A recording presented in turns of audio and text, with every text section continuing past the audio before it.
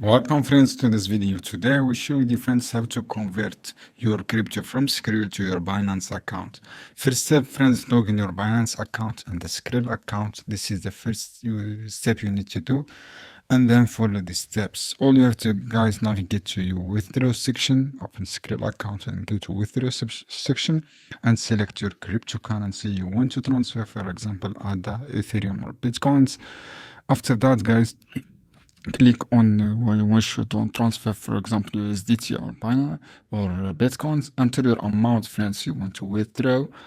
After enter your amount, guys, all you have to do, log in your account to Binance and then choose spot option on your Binance account.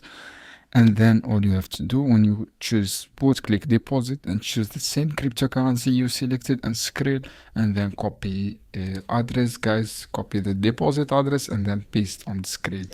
This is the point, guys. Copy this address that come from Binance and then call on paste on your Skrill account and then confirm transaction and enter your 6-digit PIN to verification blockchain transaction. This is how you can do, guys. I hope this video helpful for you. Don't forget to give like and give share this video for more content.